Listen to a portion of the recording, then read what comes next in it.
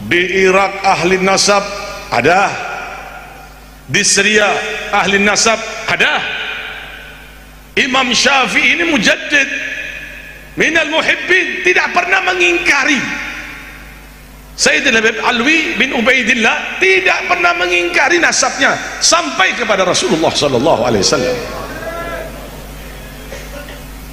Imam Abi Hanifah, Imam Ahmad ibn Hanbal, Imam Malik, para ulama-ulama terkemuka tidak ada yang ingkar kalau Habib Alwi bin Ubaidillah itu Ibn Ahmad Muhajir ilallah itu memang benar sampai kepada Rasulullah sallallahu alaihi wasallam, kecuali di Indonesia, dan itu datangnya musim-musiman. Para hadirin, para jamaah yang dimuliakan Allah Subhanahu wa taala, untuk menjelaskan apa yang disampaikan oleh Habib Muhdar, ya, saya barusan tanya sama Gus Ilyas siapa sih Habib Muhdar itu. Ternyata dia adalah putranya Habib Soleh Tanggul yang mengatakan bahwa madzhabul arba'ah atau 4 imam madhab mengakui Alawi bin Ubaidillah.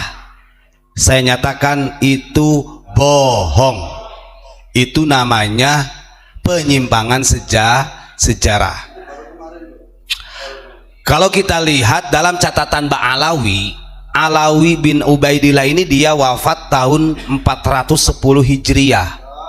Kita ambil imam 4 madhab, yang paling muda adalah Imam Ahmad bin Hambal. Imam Ahmad bin Hambal saja beliau wafat tahun 240 Hijriah. Artinya bedanya sudah 200 tahun yang lalu. Apalagi dengan Imam Syafi'i, apalagi dengan Imam Maliki, apalagi dengan Imam Hanafi yang lebih tua.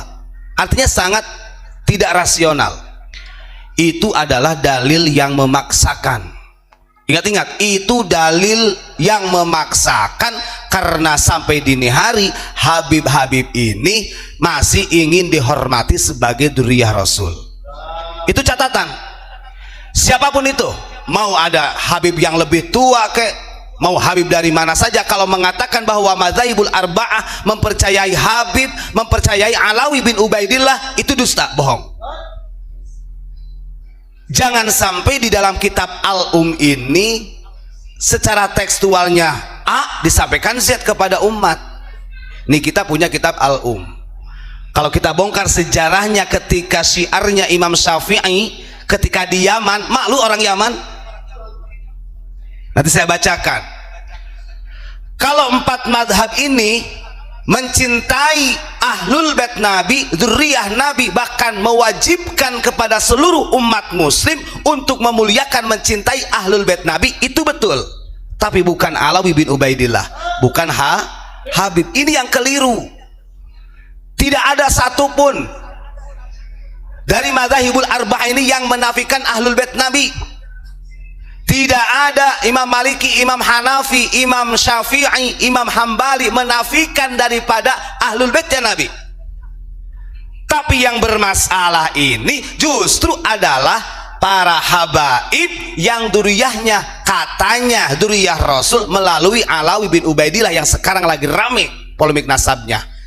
Kan begitu. Ini jangan sampai menjadi doktrin. Ini perlu disampaikan, ya.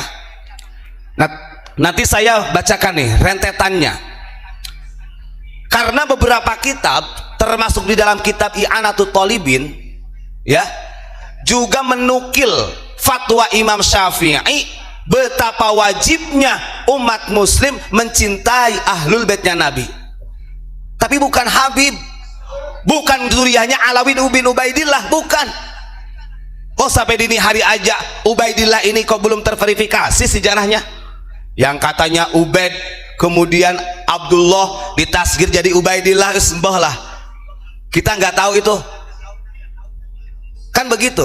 Nih, sejarah akan membongkar bagaimana Imam Syafi'i ketika beliau rihlah berada di daerah Najran. Waktu itu Najran menjadi pusat pemerintahan gubernur yang ada di negara Yaman pada waktu itu. Ini saya bacakan. Karena memang karakter Yaman memang begitu, Pak. Di sini dijelaskan begini. Wa tawalla Najran wa waliyul Yaman yusani'u ahlahal ladzina la yajiduna 'inda Syafi'i al-musana'ah wal mudarah. Ingat, Imam Syafi'i ketika berada di Makkah, beliau pernah menjadi bagian daripada pemerintah yang ada di Yaman. Kemudian beliau rihlahlah ke daerah Najran. Dan tujuan Imam Syafi'i, ingat, pada waktu itu belum ada istilah Habib. Imam Syafi'i wafatnya tahun 204 wafatnya. Alawi bin Ubaidillah 410, jauh belum ada tuh Alawi bin Ubaidillah itu. Nah, ketika Imam Syafi'i pernah bekerja sama dengan pemerintah yang ada di Yaman, pada waktu itu Imam Syafi'i melihat perlakuan dari gubernurnya atau para pemimpinnya, wali-walinya pada waktu itu yang gemar dihormati, bahkan menyaksikan sendiri. Imam Syafi'i itu melihat ketika ada pemerintah-pemerintah yang datang, gubernurnya, menteri-menterinya, itu masyarakat penduduknya wajib hormat. Ketika Imam Syafi'i berada di sana, atharus Syafi'i al-adla, atharus Syafi'i al-adla. Imam Syafi'i tujuannya rihlah, hijrah ke Yaman, membantu pemerintahan Yaman pada waktu itu, ingin menegakkan keadilan secara kemanusiaan. Catat nih orang Yaman, bagi orang-orang yang istilahnya masih kekeh terus, wabtagha mardatallahi, dan Imam Syafi'i hanya mengharap ridhonya Allah, karena gila hormat, Pak.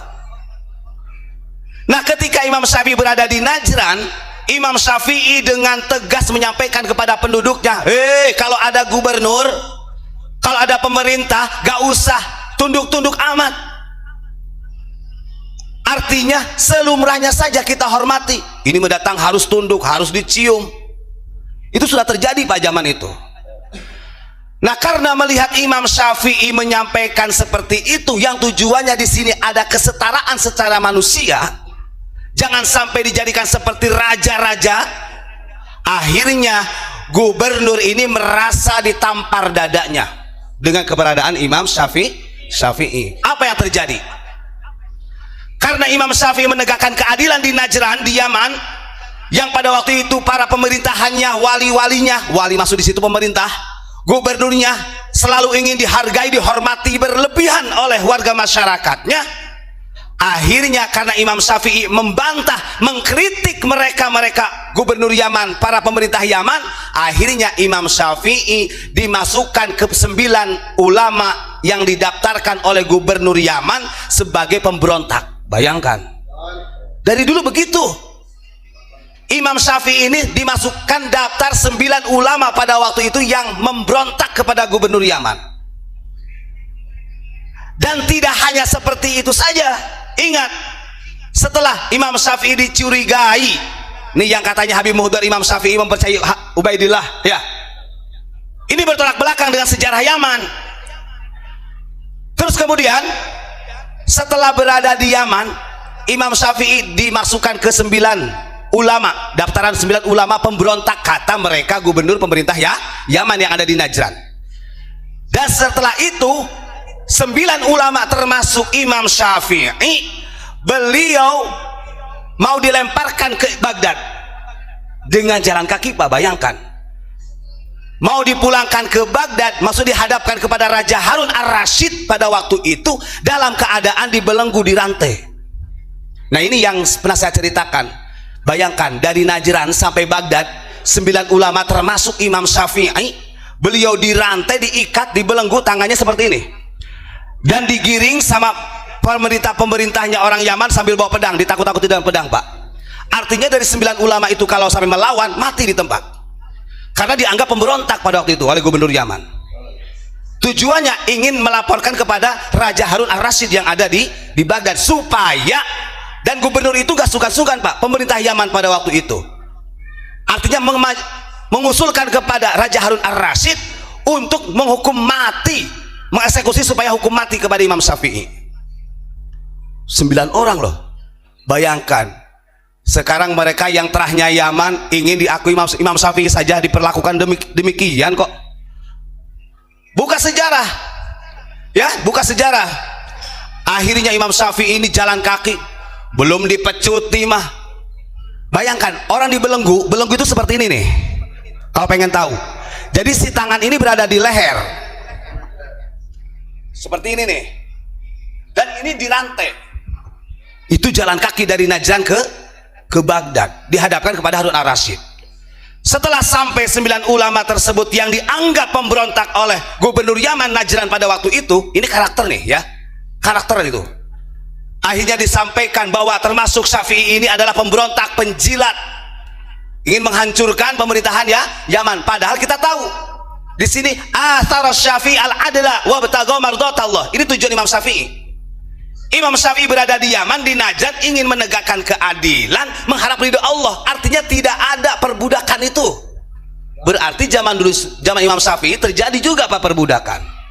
Kan begitu. Ini mau dihapus lagi oleh Imam Syafi'i. Justru malah disebut pemberontak. Setelah Imam Syafi'i sampai di Baghdad, dihadapkan kepada Raja Harun al-Rasyid, ditanya bla bla, karena Imam Syafi'i ini adalah ahli ilmu. Beliau menyampaikan yang sebenarnya begini, ya Amirul Mukminin, kalau Anda tahu keadaan yang di Najran ini tidak bisa memanusiakan manusia, yang seharusnya etikanya penduduk hormat kepada pemerintah sewajarnya, bukan seperti itu, bukan dengan cara kerja paksa yang kemudian tidak mau tunduk, dipecut dan lain sebagainya. Terjadilah perbudakan seperti zaman jahiliyah.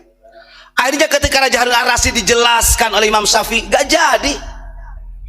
Artinya putusan yang mau dihukum mati Imam Syafi'i pada waktu itu, karena Imam Syafi'i menyampaikan dengan hak dan lillahi ta'ala, karena ibtigha'an limardatillah, akhirnya Imam Syafi'i dibebaskan dari hukuman mati. Kemana sekarang kalau para habib mengatakan Imam Syafi'i itu membela atau membenarkan Ali bin Ubaidillah? Apa buta dengan sejarah pada waktu itu? Kan begitu.